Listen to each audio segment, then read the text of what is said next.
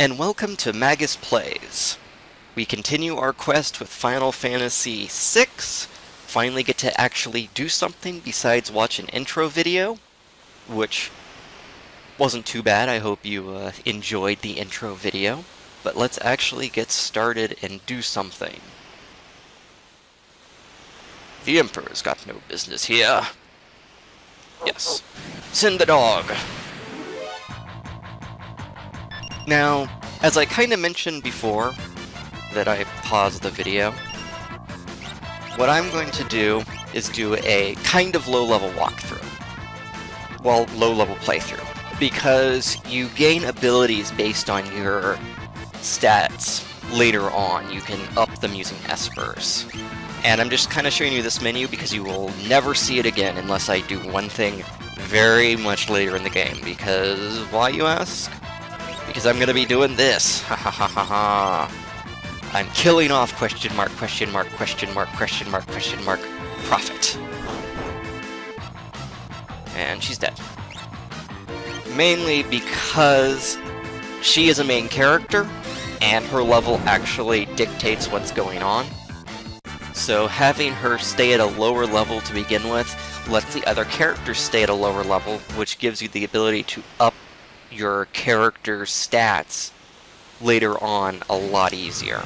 I mean, we're talking 10 levels or so, but that's still the ability to increase something by 20 points.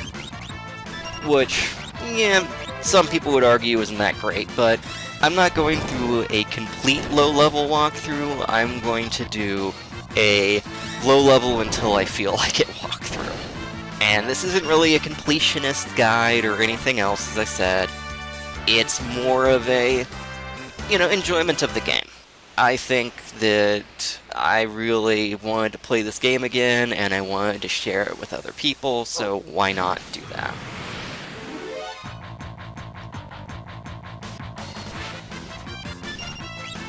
What I really like, too, is in this game, they really didn't hold your hand so much at the very beginning.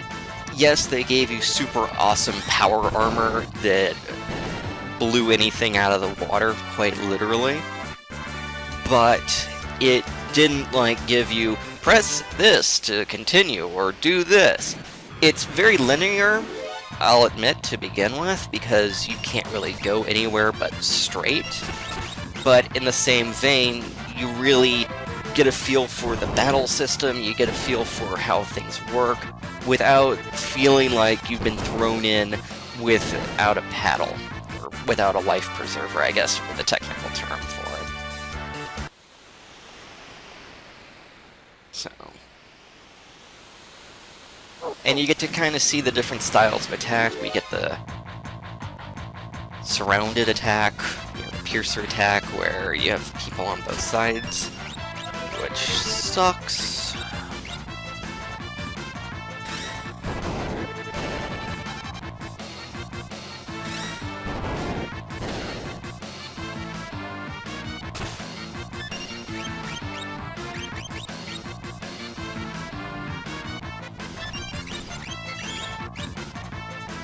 And another thing is it allows every character right now to heal, instead of giving you just one character that might have heal magic or wasting all your items, like some games early in the series do.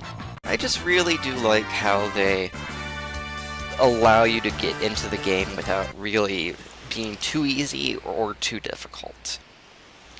People always argue about the casualness that some games have become, or just the first 10 hours of the game is just a giant tutorial. But I feel that you really just get into it. Now, there is a kind of tutorial section later on, but it's not huge. It's more of a general guide section. And you'll see that later.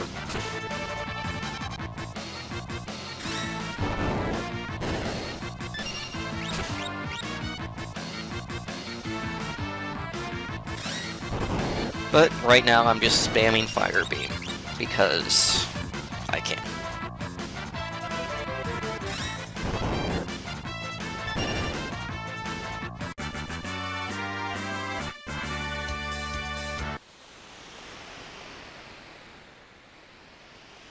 And now if we get lucky, we might get to see Umaro up in the cave on the top right of the screen, but most likely not.